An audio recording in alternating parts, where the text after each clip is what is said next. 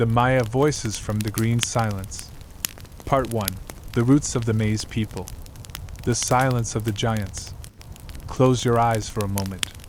Imagine you are standing in the middle of a forest so dense that the sunlight barely touches the ground. The air is heavy, thick with the scent of damp earth, decaying leaves, and the distant, screeching cry of a howler monkey. You are in the Petén Basin, in the heart of modern-day Guatemala. You start to climb a hill. It's steep, covered in vines and ancient mahogany trees. But as you reach the top and clear away some of the moss, you realize something that chills your blood. This isn't a hill. You are standing on the shoulder of a giant.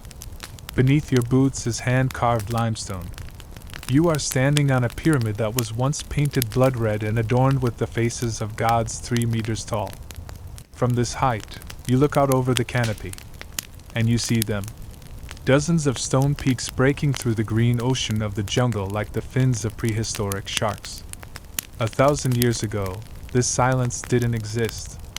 Where you stand, there were the sounds of thousands of chisels hitting stone.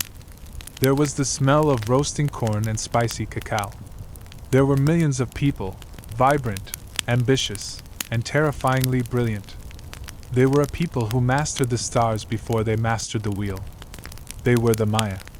But why did they build here? Why, in a place where the heat is suffocating and the jaguars prowl the shadows, did they create the most sophisticated civilization the Western Hemisphere has ever known? And why, at the very height of their power, did they simply stop? Today, we are going deeper than the postcards. We are going to explore the blood, the genius, and the tragic beauty of the Maya. This is their full story. Chapter 1. The Prison of the Jungle. To understand the Maya, you first have to understand their home. Most great civilizations were born in river valleys. The Egyptians had the Nile.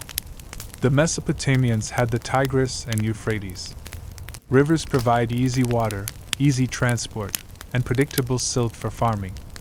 The Maya had none of that. The heart of the Maya world, the lowlands, is a massive limestone shelf. There are no great rivers here. In the dry season, the ground turns to bone.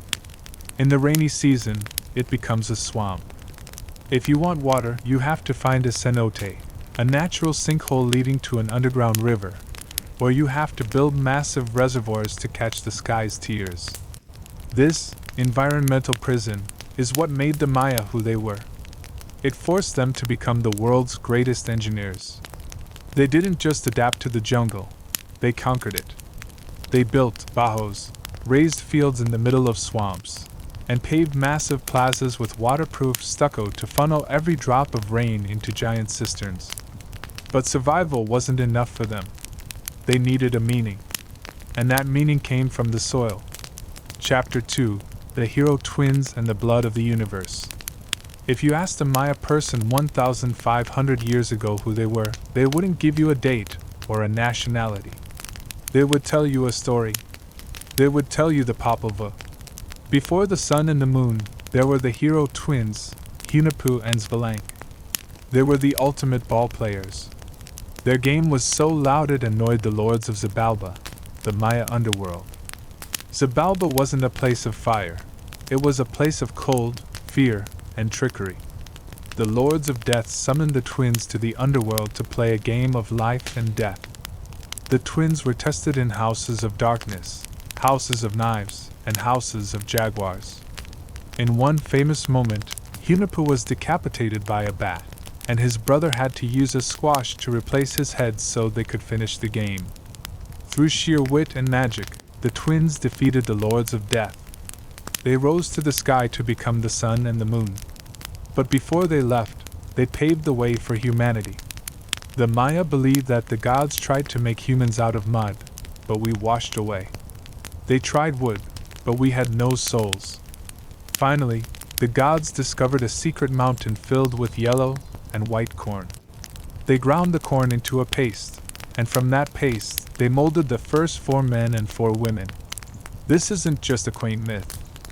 For the Maya, corn was literally divine.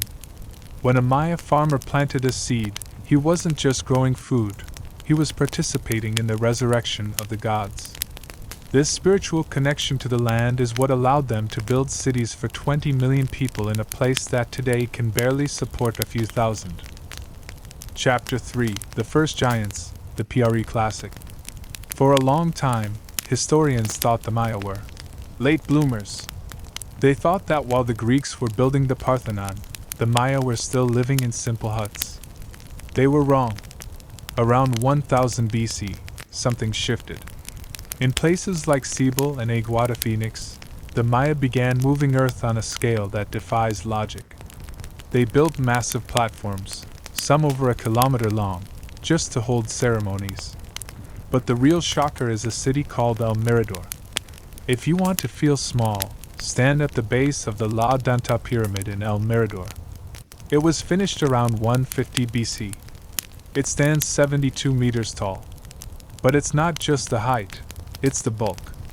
The total volume of stone and fill used for La Danta is nearly 2.8 million cubic meters. Think about that. No horses. No oxen. No iron tools.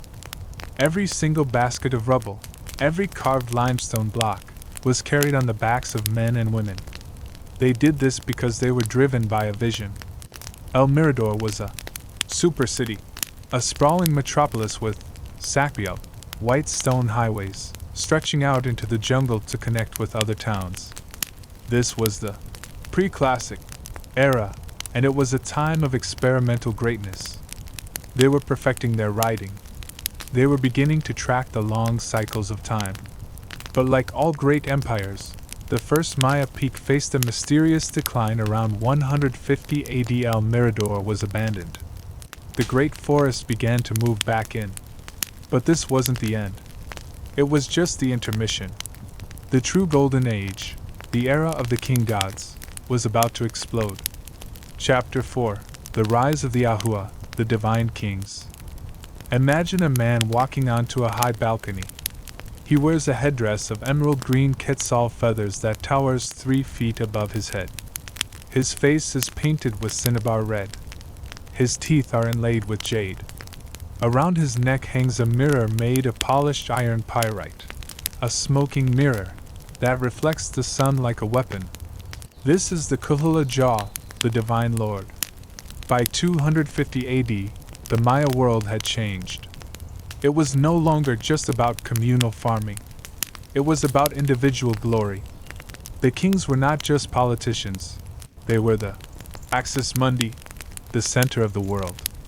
They were the only ones who could talk to the ancestors. They were the only ones who could ensure the sun would rise. But this power came at a terrible price. To keep the universe in balance, the king had to shed his own blood. In one of the most famous images from Maya art, we see a queen drawing a thorn-studded rope through her tongue. The blood drips onto strips of paper, which are then burned. In the smoke of that fire, she sees the vision serpent, a doorway to the other side. We might find this gruesome, but to the Maya blood was Chil, the life force. If the king didn't bleed, the gods would starve. And if the gods starved, the rain would stop. This was the social contract of the Maya. We give you our labor, we build your palaces, and in return, you bleed for us and talk to the clouds. It was a system that worked brilliantly, until the wars began. Part 2: The Golden Age and the Star Wars. Chapter 5: The Titans of the Jungle, Tikal vs. Calakmul. If you could fly over Central America in the year 600 AD, you wouldn't see a solid, unbroken forest. Instead, you would see a landscape that looked more like modern-day Holland or the Nile Valley. The jungle had been tamed. Everywhere there were canals, dams, and massive white stone roads, the Sakpiao, that shone in the moonlight like silver threads. But this world was far from peaceful. This was the era of 2 superpowers. On one side was Tikal, which the Maya themselves called Liudol.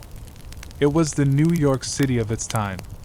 Towering pyramids that pierced the clouds, bustling markets, and a dynasty that traced its lineage back to the dawn of time.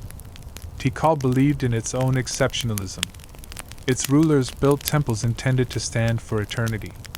But in the north, in the shadows of the dense woods, grew its mortal enemy, Calak Mul, the city of the Snake Kingdom, Cano. If Tikal was New York, Calak Mul was ancient Rome. Its kings, the Cano lords, were masters of grand strategy. They didn't just attack Tikal head-on. They acted like spiders, weaving a web of alliances around their enemy, capturing neighboring cities, cutting off trade routes, and forcing Tikal's allies to betray their masters. An empathetic pause. Imagine yourself as the ruler of a small city caught between these two giants. Ambassadors from the Snake King arrive at your court. They bring gifts of jade, quetzal feathers, and they whisper, "Tikal is weakening. Its gods have turned away. Join us, and you will prosper. Refuse us, and your temples will burn." This was an era where the fates of millions depended on a single stroke of a scribe's pen or a strategic marriage between a prince and a princess from warring cities. In the year 562 AD, the unthinkable happened. The Snake Kings of Calak Mul struck a decisive blow. Tikal was defeated. Its great ruler was sacrificed, and the city itself plunged into a dark age that lasted 130 years. No new monuments, no records. Only silence. This period shows us how fragile this great civilization really was. Even the most powerful city could be erased from the political map by a single defeat. Chapter 6. The Mathematics of the Gods. Why were they geniuses? While people in Europe were still debating the shape of the earth, the Maya had already created a system that allowed them to look into the abyss of time. Let's talk about the zero. It seems natural to us today, but the zero is actually one of the greatest inventions in human history. Without it, modern physics, programming, and space travel would be impossible. The Maya invented it independently of the Hindus. They understood that nothing is also a number. They depicted it as an empty snail shell. Their counting system was vigesimal, base 20. We have 10 fingers, so we count in tens. The Maya counted fingers and toes, 20 in total. This allowed them to operate with giant numbers. In one inscription in the city of Copan, they mention a date that is millions of years in the past. Why? Because they believed time was not an arrow flying forward. It was a cycle. Everything that happened will happen again. The Dresden Codex. This is one of the few surviving Maya books. When researchers first saw it, they were stunned. It contained eclipse tables that were accurate to within a single day over the course of centuries. It contained the cycles of Venus. The Maya knew that Venus appears as the morning and evening star in a cycle of 584 days. Modern instruments show 583.92. The Maya error was a fraction of a percent, and they achieved this without telescopes. How did they do it? Patience. They observed the sky for centuries. Priests passed their records from generation to generation. To them, the sky was a map of the gods' will. If Venus entered a certain phase, it might mean the time for war or the time for planting corn. Their science was inextricably linked to their survival. Chapter 7. The Language of Stone. How did we learn to read them? For a long time, Maya hieroglyphs were thought to be just beautiful pictures. Scholars believed they were symbols of ideas, like road signs. But the secret was unlocked by a man who had never seen the jungle in person until after his discovery. His name was Yuri Norizov.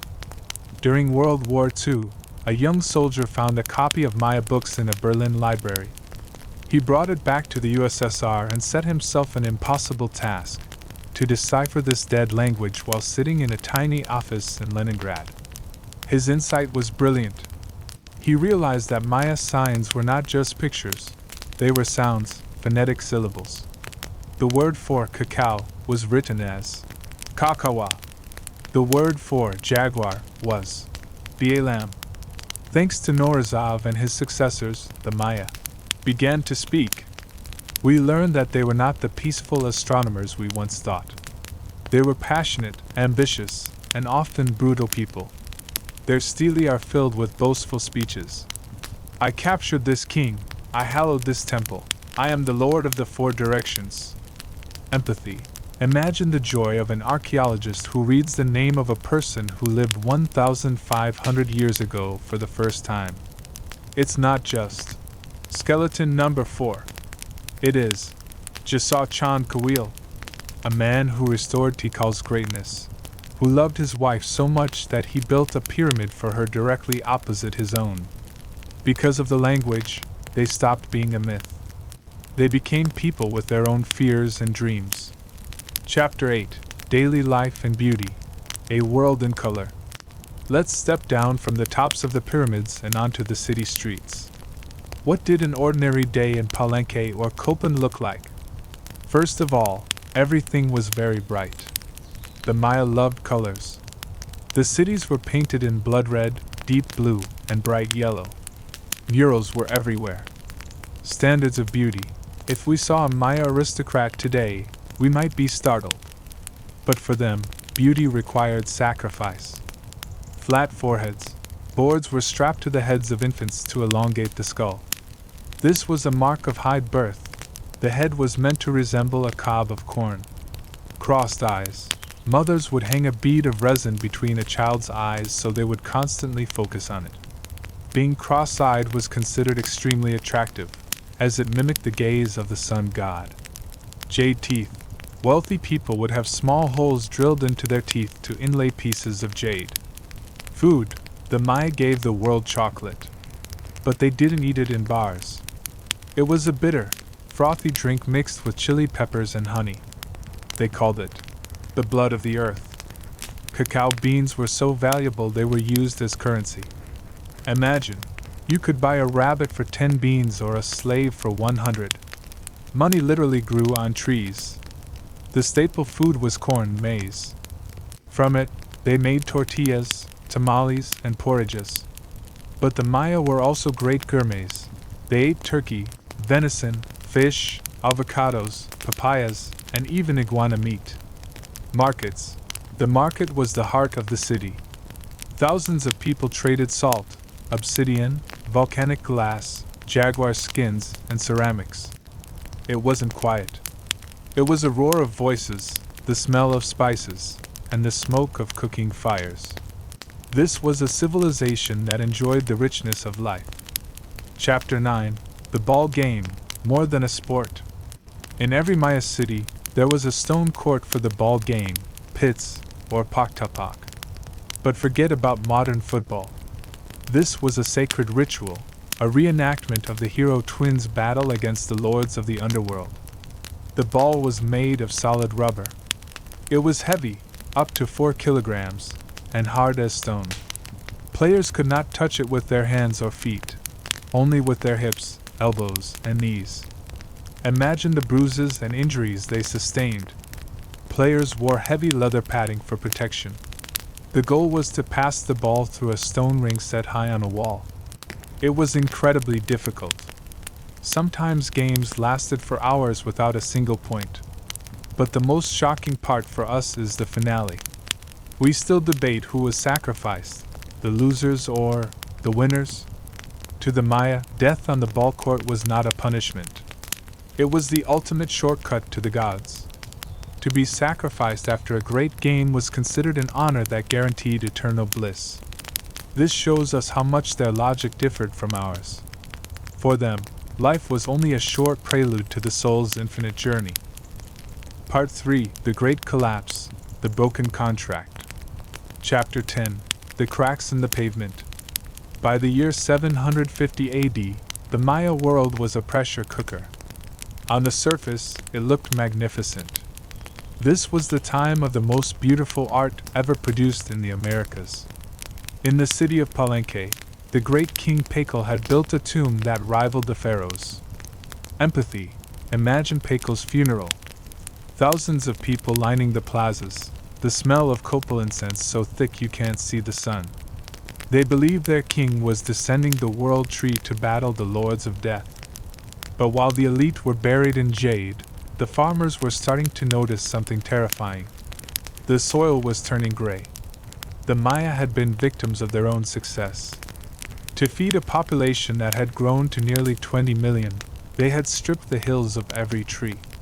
They needed wood to cook, wood to build, and, most importantly, wood to create the lime plaster that covered their cities. To make enough plaster for just one large building, they had to burn hundreds of acres of virgin forest. Without trees, the rain didn't soak into the ground, it just washed the topsoil away. The temperature in the cities began to rise. The green ocean was turning into a dust bowl. Chapter 11: The Century Without Rain. Then, the sky went silent. Modern science, through the study of stalagmites in caves and lake sediments, has confirmed a terrifying truth. Starting around 800 AD, a series of catastrophic droughts hit the region. These weren't just dry spells. These were decades-long periods where the rains simply never came. The human story: imagine a Maya father in the city of Tikal. He looks at his children, their bellies swollen from malnutrition. He looks up at the massive temple of the great jaguar, where his king is performing a ritual. The king pierces his own skin, offering his sacred blood to the gods, screaming for rain. But the rain does not come. For 500 years, the Maya had a social contract. The people provide the labor, and the kings provide the cosmic balance. Now, that contract was broken. If the king couldn't bring the rain, what was he for? The gods weren't just angry, they were gone. Chapter 12: The Collapse of the Dominoes. The collapse wasn't a single event. It was a slow-motion car crash that lasted over a century. First came the internal revolts. We see evidence in the archaeology: thrones smashed, royal murals defaced, palaces burned from the inside out. The common people, pushed to the brink by hunger and taxes, finally turned on their divine lords. Then came the refugee crisis. As cities like Dos Pilas fell to civil war, thousands of people fled into the jungle, trying to find safety in other cities. But those cities were already starving. The arrival of refugees brought more disease, more hunger, and more conflict. By 900 AD, the great cities of the southern lowlands, the heart of the Maya world, were silent. Tikal, Copan, Palenque, the fires were out. The scribes had stopped writing. The last date ever recorded in the southern lowlands was 909 AD. After that, the jungle began its long, slow crawl back over the stone. Part 4: New Horizons and the Final Stand. Chapter 13: The Phoenix of the North. The Maya did not vanish. They were survivors. While the southern cities died, a new world was being born in the north, on the flat, dry plains of the Yucatan Peninsula. This was the post-classic period. The center of the world shifted to Chichen Itza. Chichen Itza was different. It wasn't ruled by a single, divine king, who claimed to be a god. It was a more international city, a melting pot. They traded by sea, using massive canoes to move salt, honey, and slaves all the way to Panama and perhaps even the Caribbean islands. The architecture changed, too. It became more militaristic, influenced by the Toltecs from central Mexico. We see images of feathered serpents, Kukulkan, and skull racks, Simpantli. It was a harder, more cynical world, but it was vibrant. The zenith of Chichen: if you visit today during the equinox, you can see their genius. As the sun sets, the light and shadow on the side of the main pyramid create the image of a serpent slithering down to the earth. It is a message across time. We are still here. We still know the stars. Chapter 14: The Strangers from the East. In 1511, a small Spanish ship wrecked off the coast of the Yucatan. Only 2 men survived the ordeal and the subsequent capture by the Maya: Geronimo de Aguilar and Gonzalo Guerrero.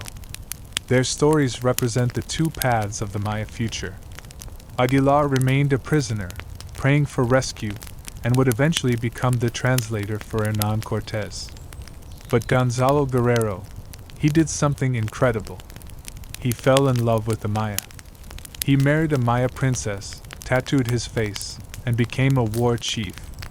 When the Spanish finally came to rescue him, he refused to go. He chose to fight against the Spanish to protect his new family. He is known today as the father of the mestizo, the mixed-race identity of modern Mexico. Chapter 15: The Burning of the Books. The true tragedy of the Maya occurred in 1562, in the town of Mani. A Spanish friar named Diego de Landa became obsessed with destroying the devil's work. He gathered every Maya book, thousands of years of history, science, medicine, and poetry written on bark paper, and set them on fire. Voiceover: With sorrow, witness accounts say the Maya people wept as they watched their history turn to ash. Only 4 books survived. 4. Imagine if the entire history of the Roman Empire, all the plays of Shakespeare, and all the laws of Europe were reduced to 4 random pamphlets. That is the hole in our heart when we study the Maya. Landa tried to erase their past, but he couldn't erase their spirit. Ironically, he was the one who later wrote a book describing Maya life, which helped modern scientists eventually crack the code of their writing. Chapter 16: The Last Kingdom. Most people think the conquest was over when the Aztecs fell. But the Maya were different. Because they weren't one single empire, the Spanish had to conquer them town by town, valley by valley. The last Maya kingdom, Najpatan, the island city of the Itza people, didn't fall until 1697. That is nearly 200 years after Columbus first arrived. For 2 centuries, the Maya held on to their independence in the deep jungles, keeping the old ways alive while the rest of the world moved on. Chapter 17: The Living Maya.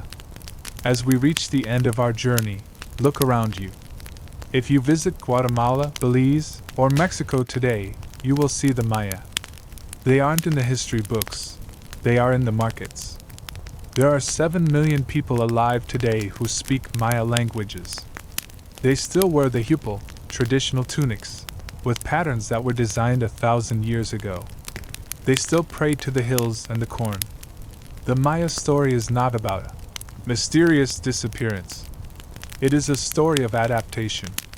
When the cities failed, they became farmers. When the Spanish came, they hid their gods behind the faces of Catholic saints. They are a people who have survived environmental collapse, total war, and colonial genocide. Conclusion: a message from the stars. What can the Maya teach us? They teach us that no civilization, no matter how grand its skyscrapers or how advanced its math, is immune to the laws of nature. If you break the contract with the earth will eventually break you. But they also teach us about the persistence of the soul. The Maya looked at the stars and saw cycles. They knew that after the darkness, the sun always returns. Their cities are ruins, but their blood is still warm.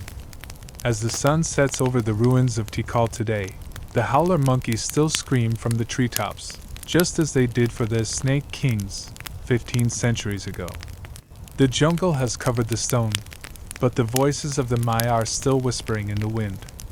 They were the people of the corn, the people of the stars. And as long as their descendants remember the ancient words, the Maya will never truly be gone. Post-credits: The Invisible Revolution, LiDAR.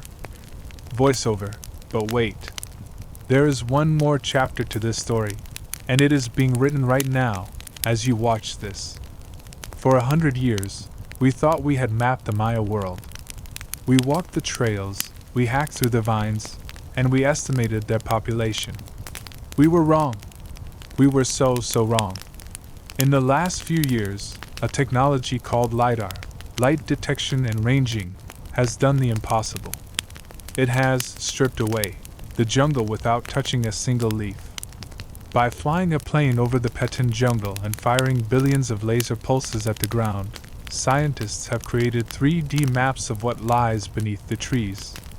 And what they saw left them breathless. Beneath the untouched forests of Guatemala, they found more than 60,000 previously unknown structures. They found massive defensive walls that stretched for miles, proving that their wars were even larger than we imagined. They found industrial scale, terrace, farms that could feed millions more people than our highest estimates. The revelation: before LiDAR, we thought the Maya lived in isolated city-states with small villages in between. Now, we see that the entire jungle was essentially one giant, interconnected megalopolis. Their population wasn't 5 million, it was likely closer to 20 million. This changes everything. It means the Maya weren't just a great civilization, they were an urbanized superpower on a scale that rivals ancient China or the Roman Empire.